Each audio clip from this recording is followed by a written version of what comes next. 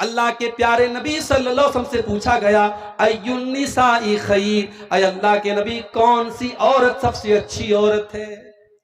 بڑے غور سے سننا میری ماں، رات بھر آپ نے تہجد پڑھ لیا ہوگا، ہو سکتا ہے آپ نے ہر مہینے 3 نفلی روزے رکھے ہوں گے، ہو سکتا ہے آپ روزانہ 5 پارے قرآن کی تلاوت کرتی ہوں گی، مگر اللہ کے نبی سے جب پوچھا گیا کہ کون سی عورت سب سے اچھی عورت ہے، نبی نے فرمایا 3 کوالٹی جس کے اندر پائی جائے، 3 چیزیں جس عورت کے اندر پائی جائیں وہ سب سے اچھی عورت ہے۔ التی تسرہ اذا نظر، جب شوہر دیکھے تو خوش ہو جائے۔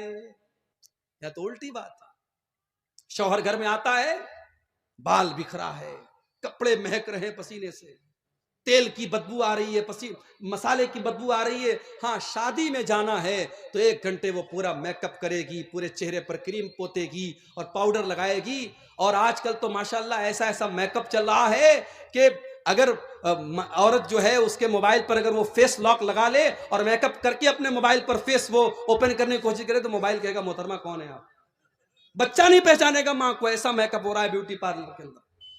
تو شوہر کے لیے کوئی میک اپ نہیں کر رہی ہے، جبکہ تیرے میک اپ کا حقدار تیرا شوہر ہے۔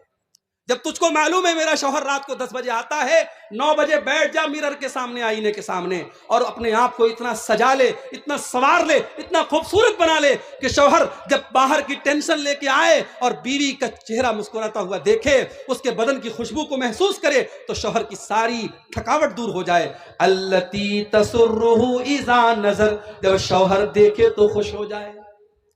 دوسری چیز وَتُطِيعُهُ إِذَا أَمَرَ، جب شوہر کوئی حکم دے تو مانے۔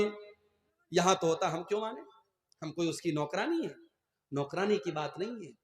میاں بیوی کا رشتہ کوئی مالک اور نوکرانی کا رشتہ نہیں ہے، مگر ہاں اسکول میں ایک پرنسپل ہوتا ہے، ایک ٹیچر ہوتا ہے، ٹیچر کو اسی حساب سے پڑھانا جیسے پرنسپل کہہ رہا ہے۔ اگر ہر ٹیچر پرنسپل بنے گا اسکول بند کرنا پڑے گا۔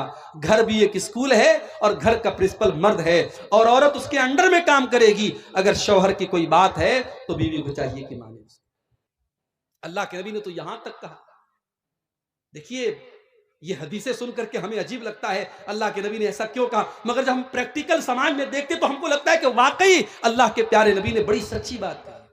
آپ نے فرمایا اگر شوہر اپنی بیوی کو اپنے پاس بلائے، بیوی کو چاہیے اپنے سارے کام چھوڑ کر کے شوہر کے پاس جائے۔ وَإِن كَانَتْ عَلَى التَّنُّورِ، یہاں تک کہ اگر وہ چولہے پر روٹی پکا رہی ہے، چولہے پر ہے تب بھی وہ جائے۔ یہ کون سی بات ہوئی؟ بالکل بات ہوئی۔ شوہر اپنی بیوی سے 24 گھنٹے کبھی بھی اس کو اپنے پاس بلا سکتا ہے، اور اگر بیوی کے پاس کوئی شرعی عذر نہیں ہے تو بیوی کو جانا چاہیے۔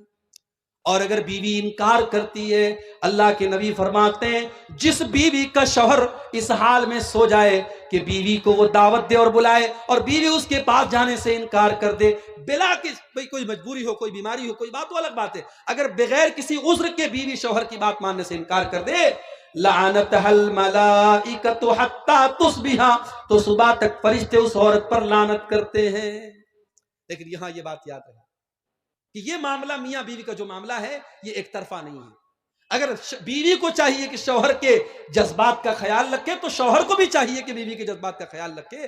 یہ زور زبردستی کا رشتہ نہیں ہے، یہ محبت کا رشتہ ہے، یہ ماننے منوانے کا رشتہ ہے۔